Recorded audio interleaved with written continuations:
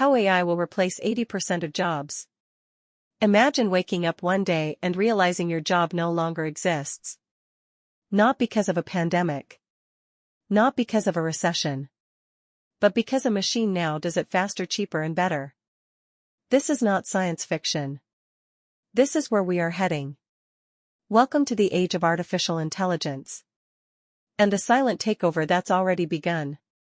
Today we are going to explore how AI is replacing jobs. Why 80% of careers are at risk. And most importantly, how you can survive in the new world economy. Let's begin. Chapter 1. The Rise of Intelligent Machines. AI has evolved faster than anyone predicted. What used to be basic automation is now complex decision-making. Chatbots write emails. Algorithms diagnose diseases. Robots build homes. And language models can replace entry-level workers across industries. It started with factories and warehouses. Then moved to customer service. Then legal assistants. And now even coders. Designers. And teachers are on the list. This isn't about robots with metal arms. This is about software with brain-like processing, and it's already smarter than the average employee in many roles. Chapter 2. The 80% Threat. Why 80%? Because that's the estimate from researchers at Oxford and MIT. They studied over 700 occupations and found that most jobs involve repetitive, predictable tasks. Tasks that AI can do faster and without complaint. Think about it. Accounting. Data entry. Telemarketing. Paralegal. Truck driving. Even journalism. And it's not just blue-collar work. White-collar jobs are equally exposed. The higher the dependency on routine, the easier it is for AI to take over. If your job is built on following rules, you are replaceable. Period. Chapter 3.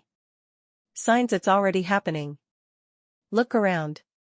You've seen the signs. Self-checkout counters replacing cashiers. Chat replacing freelance writers. AI-powered tools replacing video editors. Tesla replacing drivers. In 2023, IBM paused hiring for over 7,800 roles. Because AI would fill them in 5 years. And that was just the beginning. AI doesn't need breaks. Doesn't form unions. And doesn't make mistakes after 10 hours of work. For companies, it's simple economics. For workers, it's existential threat. Chapter 4. The Winners and the Losers. Not everyone will suffer. AI will not eliminate all jobs. It will eliminate the wrong kind of jobs. And create new ones. So who wins? The creators. The adapters. The strategists. People who work with AI instead of against it. Will thrive. If you can direct AI. Prompt it. Train it. Or build it. You are the future. But if your job is pure execution, you are in danger. Because machines are now executing better than humans. Chapter 5. How to stay safe. Here's what you can do to protect your future. First, learn how to think, not just do. Critical thinking, creativity, and emotional intelligence are still uniquely human. Second, start using AI now. Not tomorrow. Learn tools like Chat, Midjourney, Notion AI. So you're not left behind. Third, invest in skills, not degrees. Degrees may become obsolete. But adaptive skills will never go out of demand. Fourth, build multiple income streams. Don't depend on a single employer. Create. Consult. Sell. Own something. Your future should not depend on one paycheck. Chapter 6. The Future of Work in 2035. By 2035, we won't just be using AI. We will be living with it. Working alongside it. Every job will be hybrid in some way. You might be a teacher using AI to personalize lessons. A doctor using AI to analyze genetic risk. A filmmaker using AI to generate scenes. Those who refuse to evolve will be unemployed.